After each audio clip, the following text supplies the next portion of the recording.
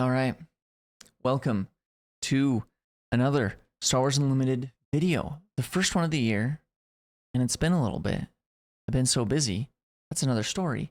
But in today's video, I'm going to be talking about my feedback for Star Wars Unlimited. If anybody out there is listening, just some thoughts and opinions on some things, products, game rules, design, and my hopes, I guess, in regards to some of those things. So let's get right into it. Let's start off with packs, products, and such. First of all, I gotta just say, absolutely amazing changes that they've made to the packs that are coming up with the normal foils just not existing. So happy about that. Putting Prestige Tier 1 cards in the standard packs is a great start. I'll have some more to say on that soon. And then the rare bases moving to just the base slot, not taking up your rare slot. Now that change isn't going to be in A Lawless Time, but it's going to be in Ashes of the Empire and moving forward. So good. We love to see that. That's really great changes. Also, just in general, the art seems to be improving. I'm sure some of you have seen it, but let me just pull some of this up. Can I pull this up in a tab or something? Oh, we'll just pull Discord up over here for you guys. Man, just absolutely just sweet art. I mean, we've seen some sweet art like some of this, but oh my gosh. This Enfys is crazy. This is all just such good stuff. I'm sure y'all have seen some of this. Yeah, the new Super Laser Blast right here. The Sabine, but yeah, especially. Oh man, this one is sweet. But there's even more. We'll talk more about that when we get to it. All right, let me pull up my notes again. So yeah, just overall, the art seems to be headed in a I don't even necessarily want to say a better direction, but just a consistent direction. You know, over the holidays they were posting just a bunch of preview art, essentially, not actually showing you the cards yet, but there seemed to be some cohesion. A lot of the art seems to work well together and just just overall higher quality, better. Great. Love it. Also, I wanted to say rest in torment to the foggy organized play borders. We are so happy to see these go away. And instead we're getting this is the new border we're getting for organized play stuff. We've seen a similar type border, at sectors, galactics, regionals, but I'm so stoked that we're getting like a legit borderless and like nice frame design for the organized play, the weekly packs, Thank you so much. Oh my goodness. So stoked about that. All right. So there's some praises. Love all of that. And also the prize wall cards, the event packs for sectors and regionals, all overall seem to be pretty good. I mean, in general, they look good. Even if some of the cards are not very playable, at least everything is looking really good. So, very cool. Now, let's go into some of my hopes, some of my what I would wish, and there's like feedback woven into this. Okay. With all those pack changes considered, and I know that with Carbonite, they're also making it so that like there's like just hyperfoils and it's just hyperspaces the rest of the way through. Essentially, that's really cool and all. That's really great. But there are more changes that need to happen to that if Carbonites stick around, and it seems like they likely will at least go through this whole next year, which is not what I would do, personally. I think that Carbonite needs to retire. And we're going to go into some of the reasons why. let's talk about serialized cards, okay? I'm going to show you right here. We've got the serialized cards pulled up on TCG Player. Now, you can see there's Anakin and Millennium Falcon up here. They're like the most expensive ones. But if I scroll down here, look how many pages. Is there more than 6 pages? Okay, there's 6 pages of serialized cards, all right? This is 1 year. 6 pages of serialized cards. 125 different ones. When you get to the 3rd page, these are, and this Tala isn't an actual cell. There's one fake cell on here, but from page 3, 4, 5, 6, 0 sales on any of them. 0. Now, obviously this is just TCG Player. There could be sales on eBay, sales on whatever social media websites people are comfortable buying very expensive cards from. This is crazy. Okay? So, and even if we do, let's go to some examples. Karis. Very, very played card, especially in the set that it came out in. How many sales in the past year? 3. 3 of this card has sold since Legends of the Force came out. And it's not very expensive either. There's only 2 listings on here too, which is also kind of crazy, but it's not very expensive and only 2 have sold. What about Kiadimundi? One of the probably most powerful cards in the game. Absolutely insane. 2 have sold. Once again, of course, there can be private sells, walking up to your friend saying, "Oh, I'll buy your Kiadimundi." Of course. There's more data to this, but there isn't really a serialized market. And like, even this Kiadimundi looks great. Like, this Karis is the plain background boringness. But like, this Kiadimundi is so sick. Only 2 sold. Now, going into this, I'll give a couple more examples here. Blue Leader. One of the most insanely played cards right now. 7 have sold. And this is a Jump to Lightspeed card. 7 have sold in a year. Probably one of the best, also one of the best cards in the game. Is there's just not really a market for serialized. And some people are going to hate this example I'm about to give. But let's look at Riftbound here briefly. Now, this is a fresh game that just came out. And these signature cards, these are basically, you could consider these like showcase leaders essentially, but these are even more than that. This is almost like a serialized showcase leader. These signature cards that have the artist's signature on them, very, very rare. But they're still not even serialized, right? So there's not even, a limit to 250 of each of these.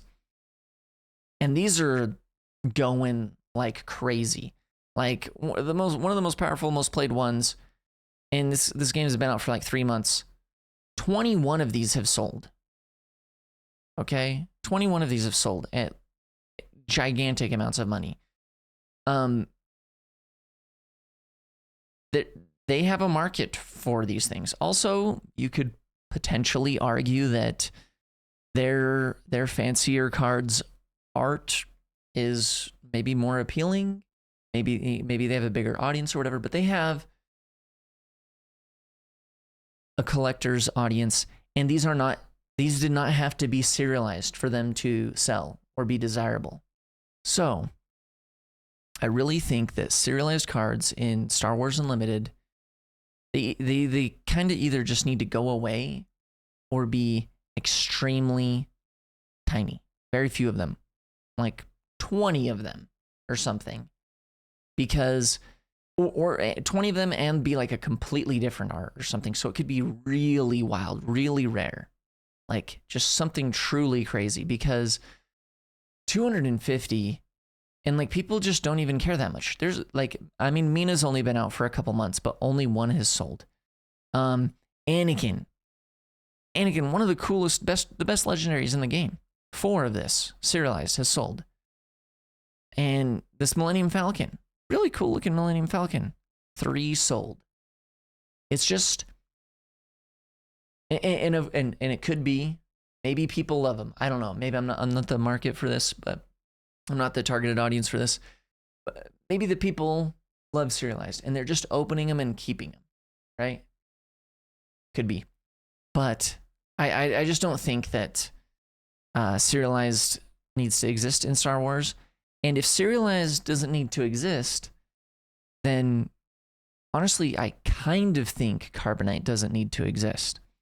Because what Riftbound has done and what other games have done is they have their fancy alternate art cards just all in their normal. There's one set of packs you can buy and they just put them in there and they're just really rare. They're just rare. And it makes the pack opening experience, even more special. I understand they're putting tier 1 prestiges into our standard packs in Star Wars. That's great. But they could really put the whole thing in there. They could put tier 2s. They could put other alternate arts. And let's go more into that, okay? So, speaking of standard packs and alternate arts, I think there should be more. And not just a hyperspace treatment. I think there should be prestige-like arts for more things. It doesn't, and by more, I mean a different variety, I guess, because they kind of actually make a bunch of prestige cards, maybe too many. But they need to be good cards, I guess, like playable cards, cards that people also want to play, not just a character that people like, but cards people want to play. And they could be bases. You could have showcase bases, not just leaders. And also, I don't think that every leader needs to have a showcase. This goes into some like design feedback that we'll get to later as well, but I don't think that every leader needs a showcase, because I know that they design the power level of some leaders to shine in draft and sealed and not so much necessarily in constructed, but they still get a showcase for them. And so when you open your showcase for your leader that's really only good in draft or something, it's not that exciting, I guess. Maybe unless you draft a lot and you really like that leader. And then when you do a draft and you open up that leader, you can just ask everybody, oh, is it cool if I just use my showcase instead? Because I have the showcase. But I really don't think every leader needs a showcase. And instead, the showcases in the set could be the prestiges. Like prestiges and showcases should kind of become one.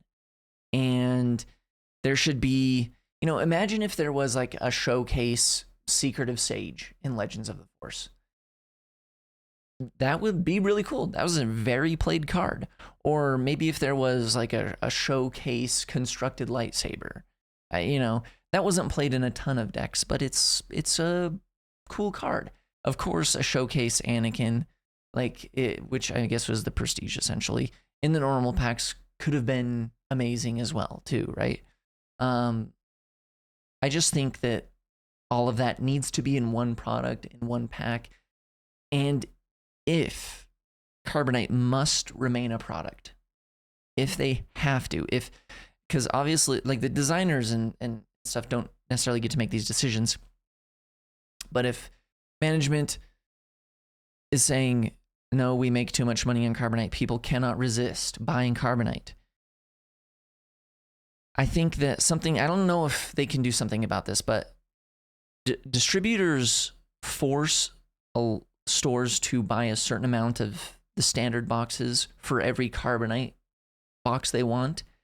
And that's part of what is just shoving the price down of standard packs, is because stores know that their customers want Carbonite, so they want to order a bunch of Carbonite, but then the distributors say, well, you got to order a bunch of boxes of standard as well. And so then they order a bunch of boxes of standard, but then players aren't buying as much of the standard boxes, so then the prices go down on the standard boxes. And then the stores suffer from that. Not necessarily, FFG or the distributors. So if somehow they can, print less of the standard boxes as well, and I don't know, somehow monitor distributors so that they don't force stores to have to buy a certain number of standard products as well for each Carbonite they're buying, that's like step one. But another one would be to have most of the alt arts in a set be in the standard boxes, but maybe allow a chance to find multiple in a single Carbonite pack, right? Because I still don't think that there's, once again, maybe I'm not the target audience, but I still don't think there's enough value for me in a Carbonite pack. It's just so expensive.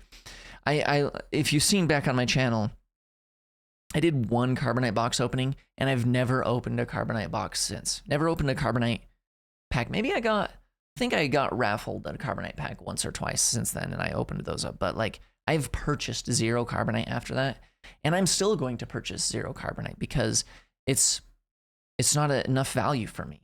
It doesn't make any sense for me, especially when, the showcase, I can understand them needing to make the showcases a little bit more rare, but the fact that there's like 18 leaders and they all get their showcases, and like each set there's like 2 playable leaders, it's just crazy that 2 out of the 18 showcase cards in a set are playable. Like, that just is so not okay to me. That's why I was also saying, like, I don't think every leader needs to be a showcase.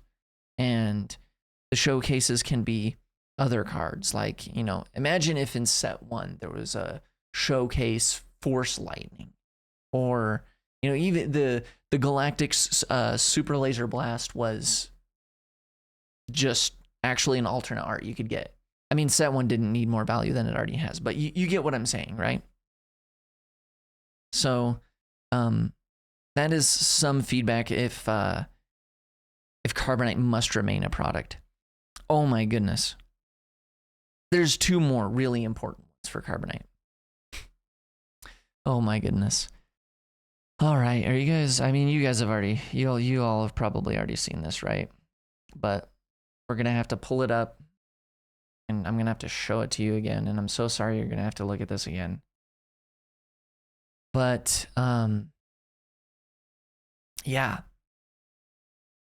Plain art background is just, personally in my opinion, if you wanted this on a normal card, just a random, not special, common, uncommon in a set, whatever, that's fine. But for me, this background is unacceptable. Like, it's not special to me. And no offense, of course, to the artists. Like, Vincent has done some great art, and these characters in here are awesome. Like, the art on these characters is crazy, absolutely crazy. Especially the Chopper looks like almost insanely realistic. Looks so crazy. The Cassian looks pretty good. The Boba Fett looks great. The C-3PO is like, it's good, but the background for me, like, completely ruins it. Completely. And like, I just, even on this color, like, I love blue, but like, this is supposed to be the art that's drawing somebody to open a Carbonite pack. And the fact that A Lawless Time, 100% of the prestiges have these backgrounds. Like, at least these white ones, like, if I show you the actual cards, the serialized cards they showed were actually like really cool. They actually do look pretty good, because the reason they did this is because there's like this special like neon ink, right? So like, this is a picture of the actual card, and it's got this neon reflecty ink. And you can tell that the background is actually a little bit different, because like when they first just showed us those images, I was like, oh my gosh, this is so bad. But when they showed the actual cards, they're not exactly like how those backgrounds are. It looks like they took the background and maybe they like rotated it a little bit and positioned it, I don't know, a little bit differently on each of these. You know, even the chopper, it looks, the background looks even different, other than just the color. It looks different than the C-3PO, and even the orange and yellow behind Cassian, different than that. And the Boba Fett is even more different. Now, at least this Boba Fett, it looks really clean and looks pretty good to me. I could potentially be okay with, you know, like 6 or 7 cards in the set having like this style of background and foiling or whatever. But like, I need real backgrounds. That, like, the context that the character is in is so important to me enjoying the art. Of course, art is subjective, right? We've already said that a bunch of times. But the crazy thing, right? You can say, look how good this looks. Look how good this looks. These look so good. These are the serialized cards. Okay? These are the serialized cards. You're not going to see one of these. I mean, I hope you do. I hope you do. But this is the rarest of the rare. The craziest, hardest treatment. And also somehow the treatment that like is only gonna get 1 or 2 sales over the course of a year. I think that the serialized treatments need to be what the tier 2 treatments look like. So you can have tier 1 be non-foiled, and then tier 2 should be how serialized cards have been this whole year. And then the serialized cards can be something even more than that. Something a little bit more special than that, right? Just, or even a different art, okay? But the fact that the tier 2s look like not any better. I mean, at least Legends of the Force and Secrets of Power, because like the tier 2s for Jump to Lightspeed actually did look good enough. I'd say they looked good enough. The tier 2s on Legends of the, or on Jump to Lightspeed, just whatever foiling they used, it looked way better than tier 2s for the rest of the year. But what's tragic with these, I'll come back here. With these prestiges for A Lawless Time is, if you're like, okay, well, this looks all right. This is the most expensive, the rarest treatment. And I'm saying it looks all right. You know, anyways, I could rant on this forever, and I don't want to keep you guys forever, right? Okay, so of course it's just an opinion. And I know they're just trying, you know, they're trying different things, and, you know, I can't fault anybody for trying. The border, I mean, the frames on them looked good. You know, the frames looked good. But I need real backgrounds personally. That's just what I need. All right. Let's get into some more feedback.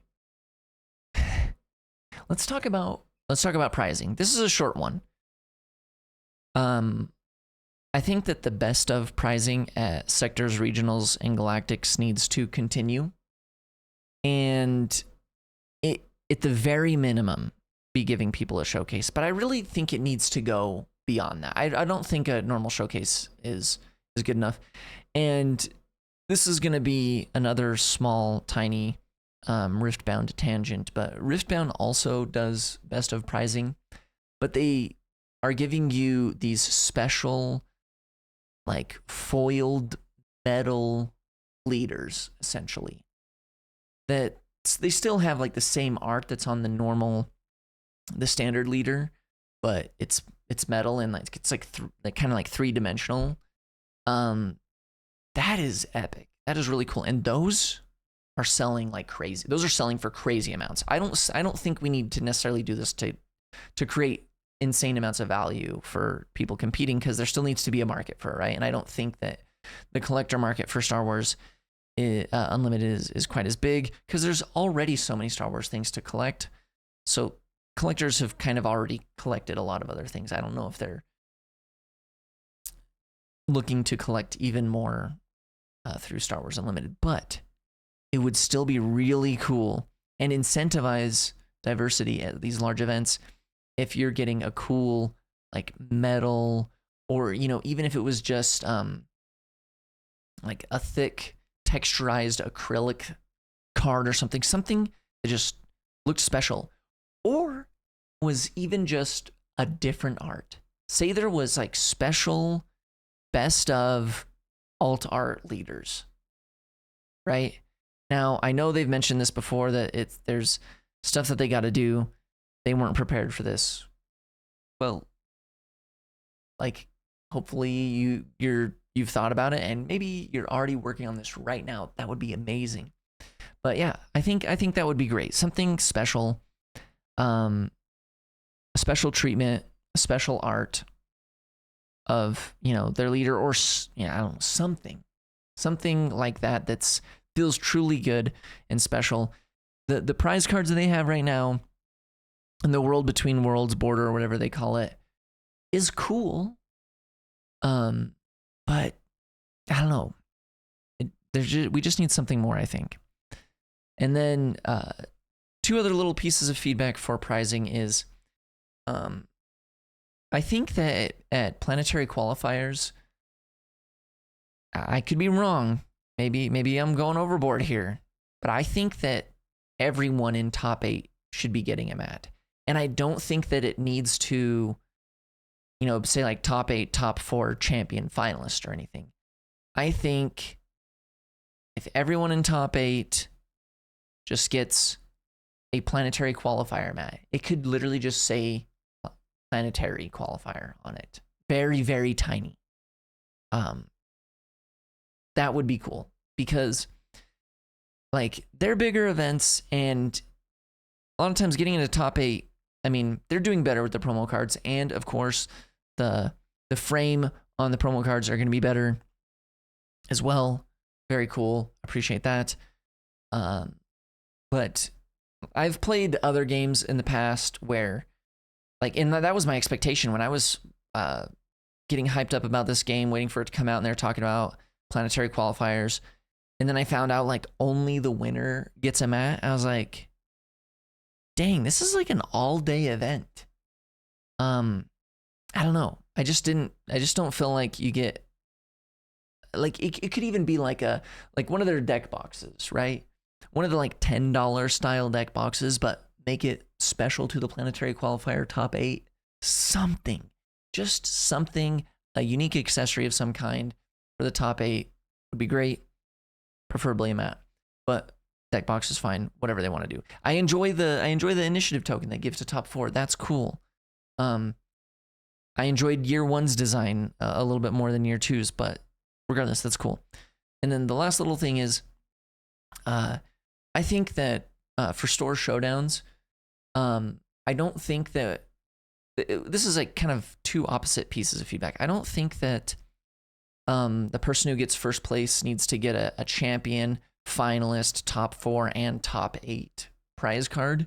I think a champion one is good enough. I think a finalist one is good enough for finalist, top 4 for, I think all of that is good, and like just one each is good enough. But it would be cool if the winner got either a mat or got, like I said, a special accessory, a special deck box, a token of some kind, a special, could be a special, I don't know, experience or shield token.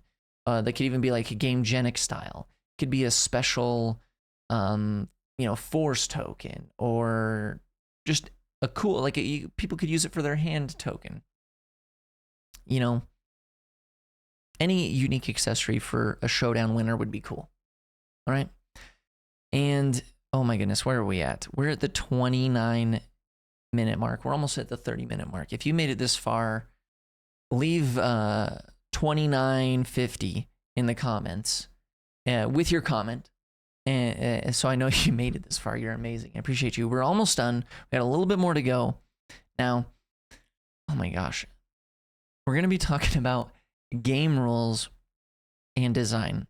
This one kind of goes into, we were just talking about events a little bit.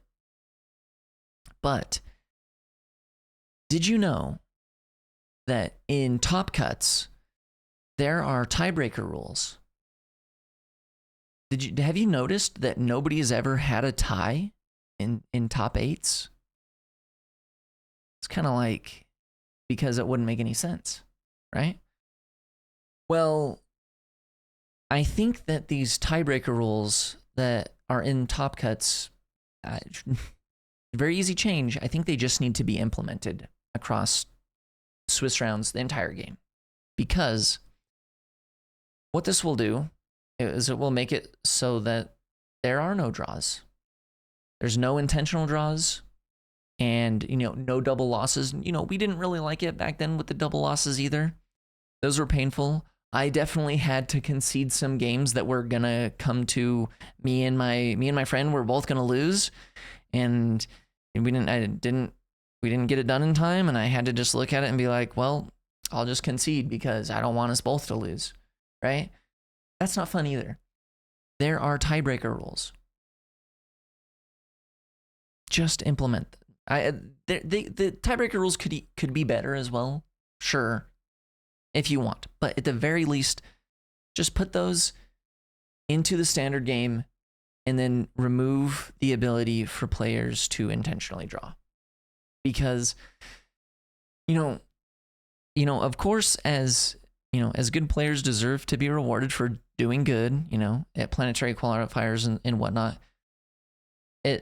Especially at the smaller ones, it's kind of awkward when you can just like win 4 rounds in a row and then you just are guaranteed to be in the top cut because you can just draw your last 2 rounds.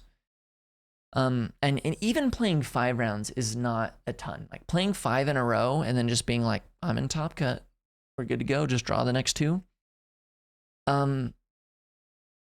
It also crushes other people's hopes. Now, I've won a planetary qualifier one time, and I accidentally oopsied myself, and I had a guaranteed top 8, and I decided to just play the wrong card and didn't get into it.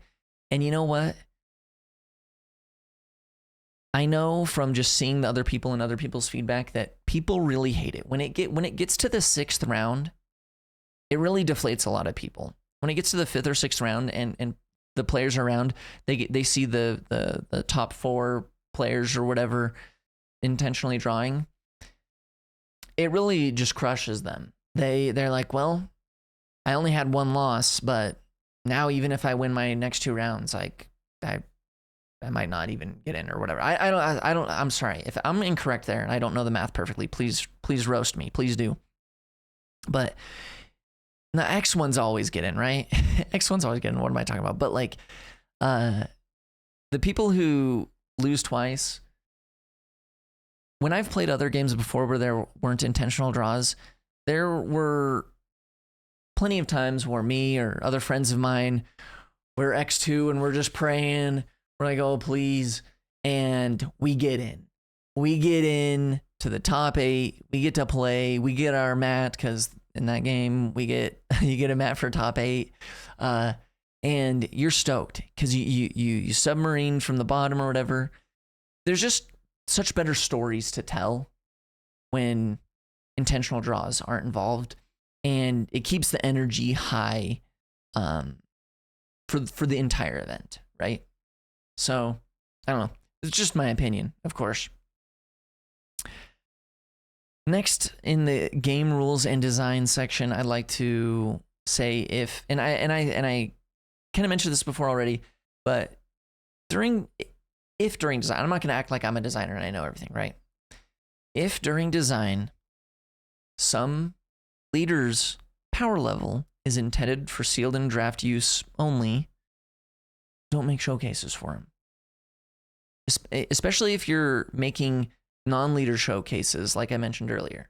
Like, use your showcase slots for just cool cards that people will play. Okay? Please. Keep the hype of opening packs. All right. My personal feeling is that this is another piece of feedback. It's separate.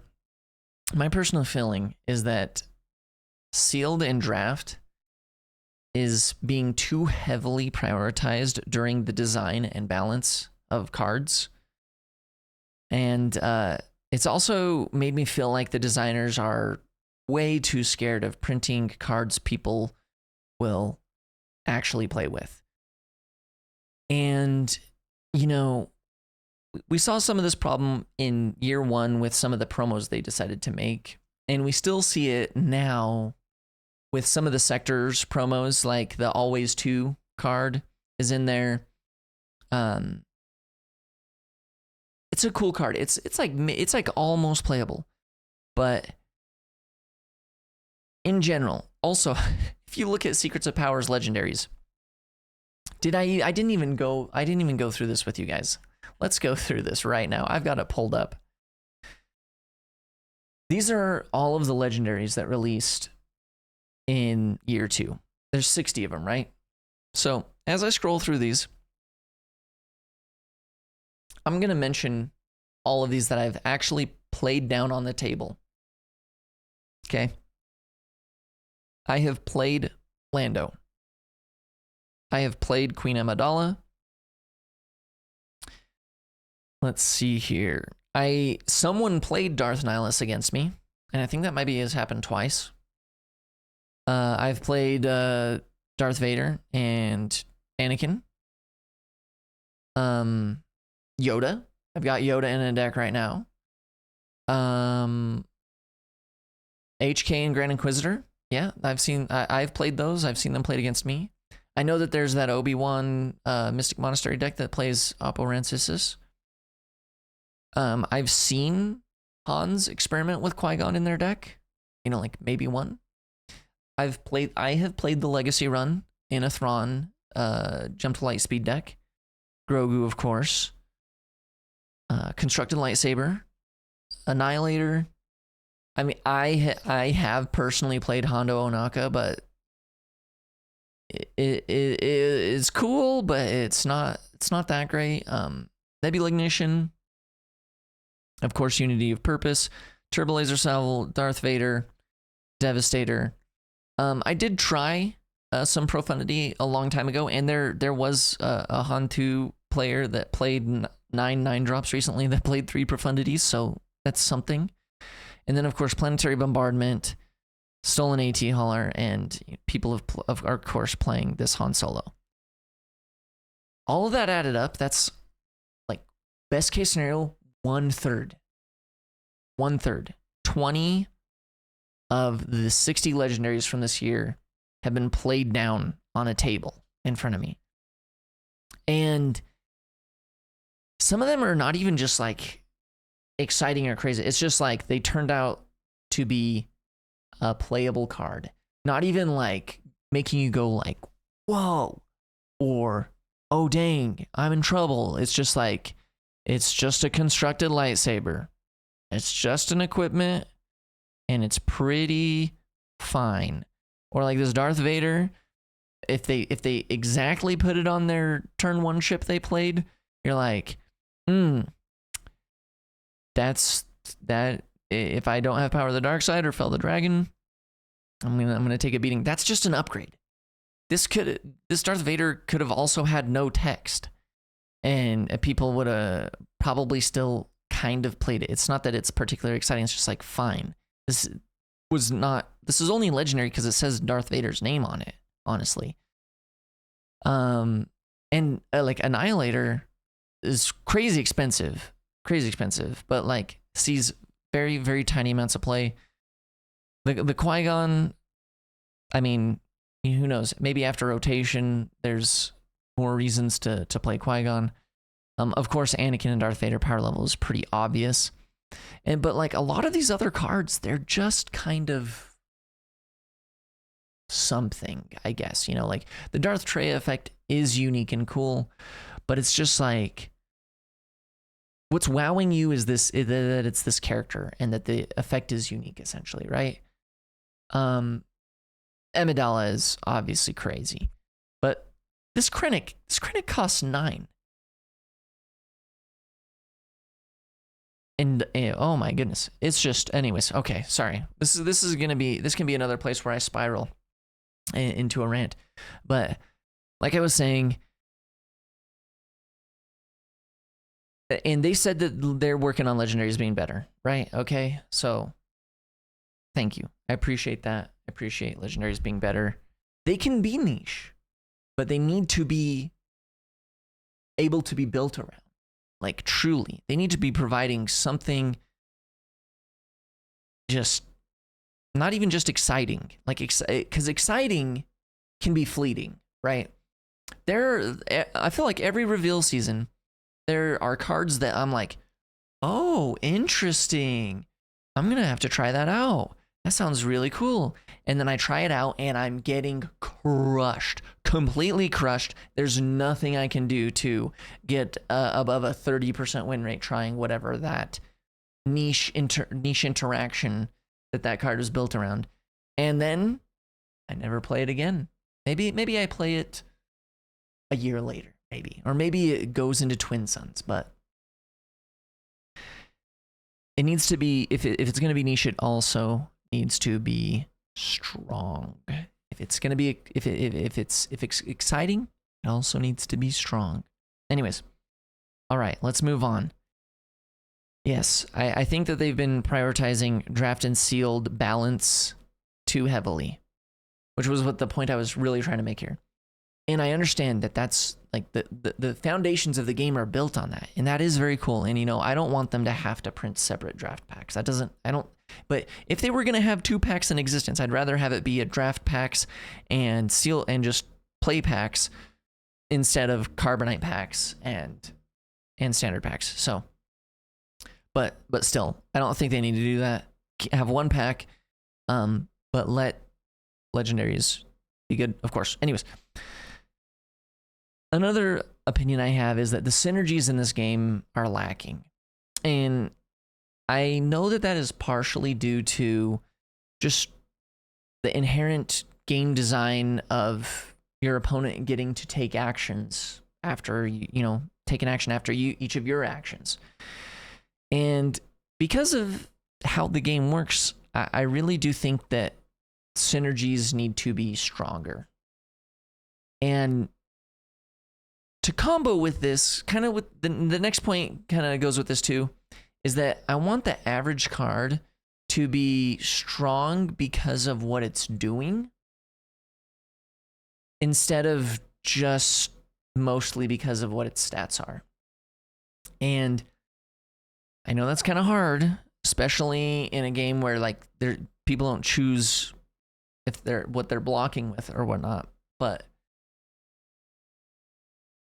I think that it's just much more exciting when like cards synergize, work together, do things instead of just be like good stats and a very slightly good effect, which is what it feels like a lot of what we're in right now. It's mostly just like the Red Devastator. It's really just that it has 9 power, and its effect is also pretty good. Its effect isn't like blowing your mind, but it is doing something when played. So even though it is mostly just stats, it does get a little bit of an effect. So if your opponent kills it immediately, it's not the worst thing ever. But that's how like most of the cards in this game are. Blue Leader. Ambush something in space or ground. It's a 5/5 essentially on the ground, and that ambush, and it's good stats. It's good stats, and it can do. I would argue ambush is probably the strongest thing you can do in the game, but still, And even like at Queen Amidala, like she's right here just staring at me on the screen, right? She does have a cool effect on her, right? The being able to defeat, if she would be dealt damage, you can defeat another official. That is cool. But she's also kind of just good because of the stats she makes. Like, honestly, if she didn't have that bonus effect, she would be just as played. Equally as played, I believe. Because the fact that she's making 2 spies and she's a 5/3, it's like aggressive enough and makes enough bodies that it's good enough. But it has a, because of the stats is what I'm trying to say. And then it just has this tiny effect on it that's actually it's a good effect. It might be a really strong effect. But it's mostly because it's stats. And what's crazy here is you got this Director Krennic here too. And I guess that's good stats, right? It's about good stats, but his effect does nothing. Sure, I guess he has Sentinel, sure. And his effect maybe will draw you a card if your opponent attacks into this. It's just like, okay, I don't know.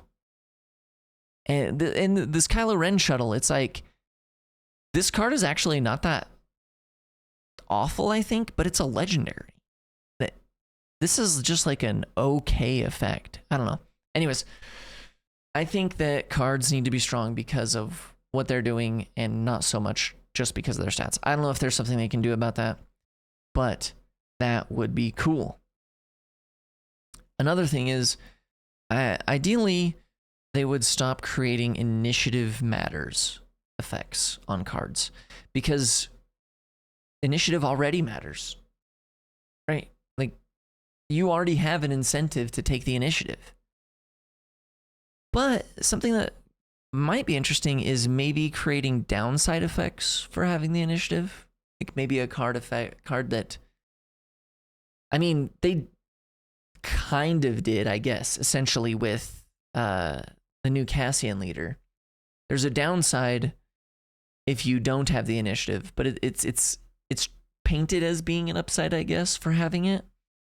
I think that is more interesting.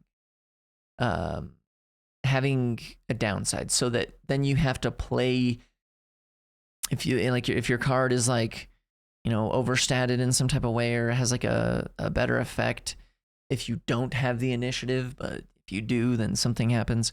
Anyways, that would be interesting. And then the last one is that I would like them to release synergy or keyword cards outside of the set of their original inception. Examples are like smuggle, bounty, plot, exploit, the force, right?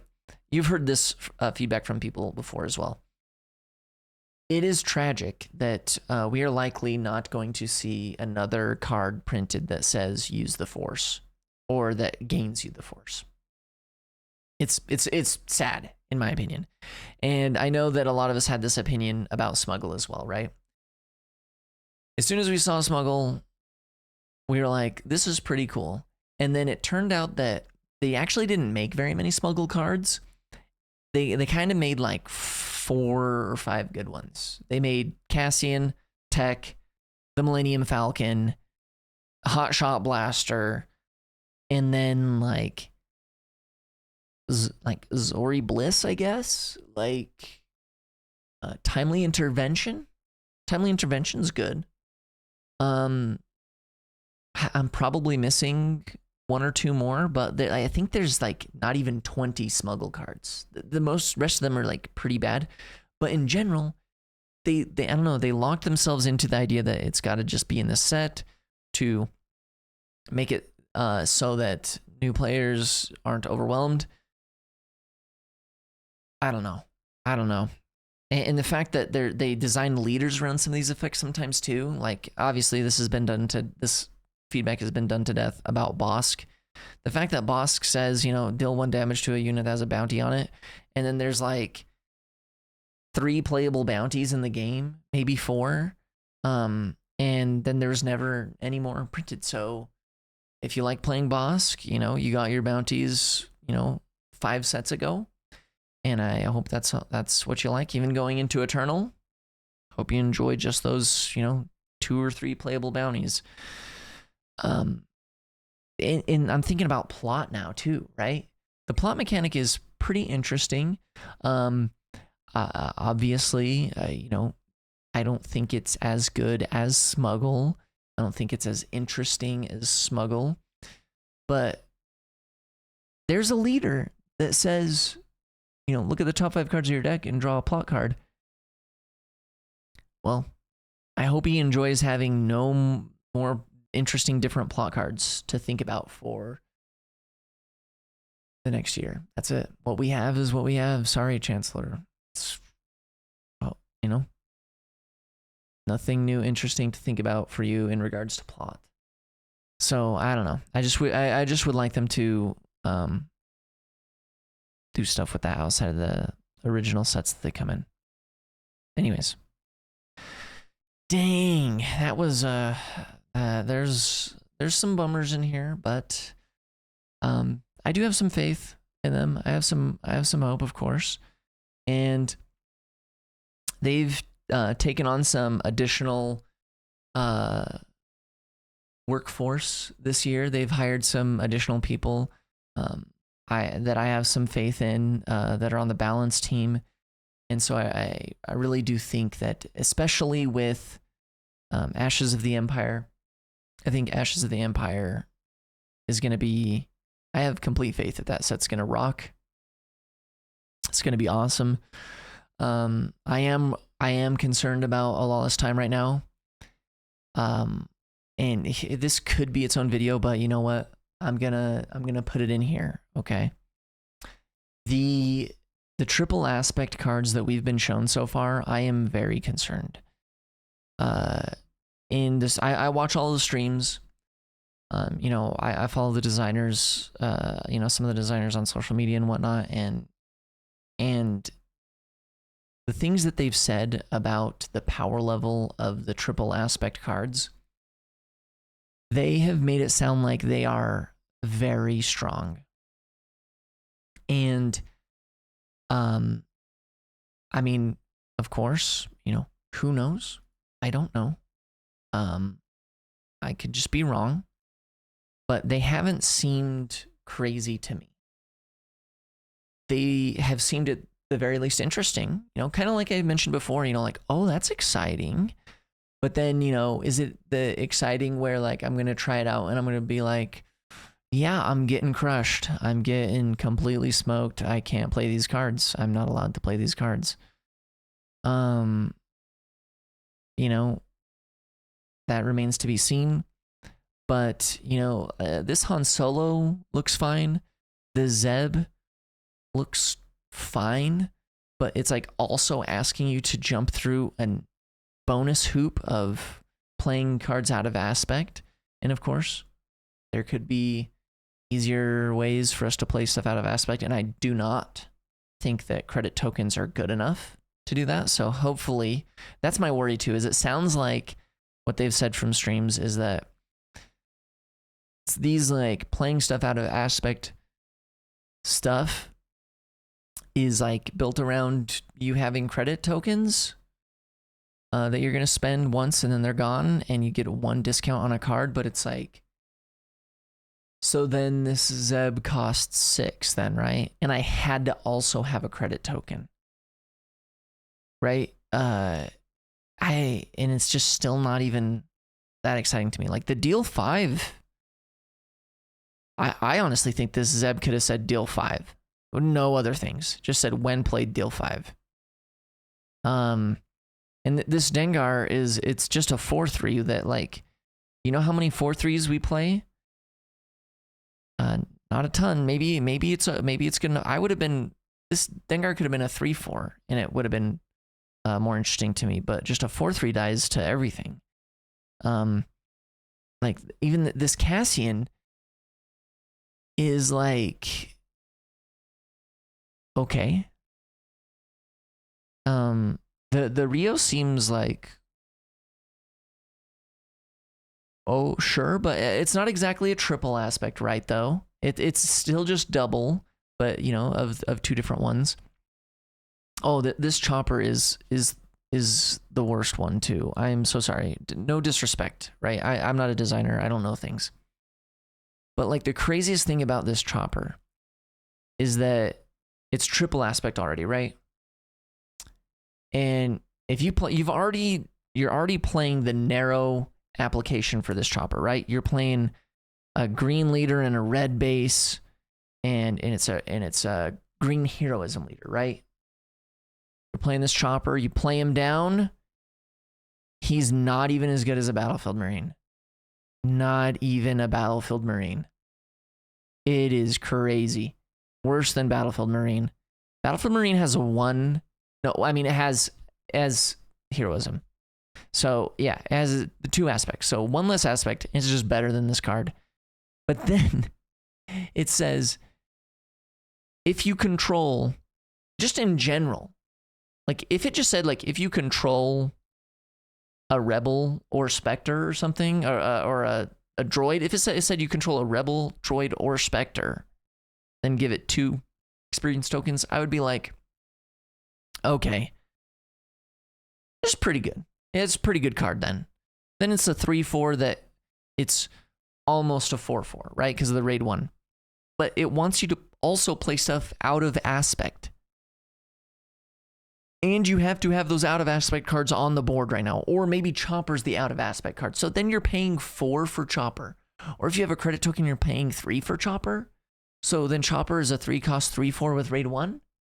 It is concerning to me that I think everybody's been excited for triple aspect or like these kind of dual aspect cards that are 2 different aspects since the dawn of the game. Thought like, oh, it'll be cool when these cards come out. And they're cards, you know? This Rio Durant could have just been a cunning card. And I would have been like, interesting. But you can only play it in cunning vigilance. Yeah, it's quite confusing to me. And this light freighter doesn't make any sense to me. Yeah. It is concerning to me. The maul looks pretty good. When the attack ends with maul, if this unit dealt combat damage to a player's base, you can take control of a non-leader unit that player controls. When this unit leaves play, that unit's owner takes control of that unit, and then he has overwhelm. He's probably like Zeb is probably maybe the best one, and then Maul is like looks fine. Like if we find some ways to attack with him, or maybe you use credit tokens to get him out early. But like Chopper is like not even a card. I don't know. Maybe in the Hera, because we did get shown the Hera leader today, where you can play heroism cards if you control at least 2 units. Then you can play them without their aspect penalties. So like I guess maybe the Spectres, you'll be able to do some of that in a Hera deck specifically if you're able to keep 2 units on the board. And then this Chopper will be like a pretty good card. But then once again, it goes kind of back to the problem. And I'm sorry that I'm still going and that this video is not over yet, but it goes back to the problem of a card being good because of its stats, right? Because it's giving experience tokens. So then if you jumped through the hoops and you're playing the right, very narrow deck that you're supposed to play this in, then this card will be good because of the stats on it. And that's just not that exciting to me. So, like, at least this Cassian is interesting, right? He's not just straight up stats. I think the Cassian is interesting, right? He's interesting. when a friendly unit's attack ends, if the defending unit was defeated, deal 2 damage to base. Like, this is actually like the line of where I would like design to go. I think it's just a little bit unfortunate that this Cassian is a triple aspect card. So it's forcing you into green-red heroism. I think it could have just been one or the other, green or red. I don't know. Oh, anyways, okay, we're done. I'm actually excited, right? Okay, I actually am excited for the new stuff. I'm excited for rotation. I'm excited for a bunch of the changes that they are going to be doing to standard packs. And I mean, I can't really be excited for the Carbonite packs because I'm still not going to buy them, but I am excited for my friends that are going to buy them, and then maybe I'll get some of their hyperspaces from them. So that's it. Those are some of my hopes for products, for pricing, for events essentially, and for just the game rules and design. Wow, I can't believe it. Is anybody gonna have made it this far? That's crazy. I appreciate it if you listened to this whole video. I'm sure you probably didn't watch this whole video. Hopefully you watched it while you were at work or on your way to work or something. Thanks again. I've been having some fun with I've been playing the green blue heroism. That's my life update. I also collected almost every single card from the Avatar, The Last Airbender set that came out from Magic the Gathering. I didn't own a single Magic card before that set came out, and then I just decided I got to get one of every card in that set. So that's part of what I've been up to. And then also the holidays, and also, Secrets of Power pre-release, and trying some decks. I got burnt out trying to build a million decks. Then I tried to collect the Avatar: The Last Airbender set, and then it's the holidays, and then I was like, maybe I'll try Riftbound a little bit, and then I learned, you know what, I can't play more than 3 rounds of Riftbound before I get frustrated by how terrible the game rules are written for that game. So it just, bonus invigorated my love for Star Wars Unlimited, and I just love playing Star Wars Unlimited. It's just way better. It's just a much better game, but I do enjoy Victor, and so maybe I'll play in some weekly chill or Riftbound stuff here or there, but Star Wars is my jam, and the game is just so good. Hopefully they do really well with rotation. Lots of cool, interesting cards come out this year. That the economy of the game does better. That stores would be happy to carry Star Wars Unlimited product, and that new players come into the game as well, and the players return to the game, because I know that there's been a lot of players that have dropped off. I hope that they come back with rotation, with some new excitement, and hopefully the doom and gloom of the potential underpowered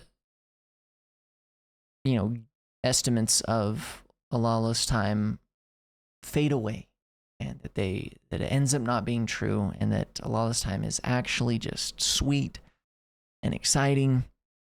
I mean, like I already said, the art, it's already looking amazing just across the board. Yeah. All right. Okay. I'm saying goodbye for real this time. I appreciate you. Thank you for being here. And until next time, take care.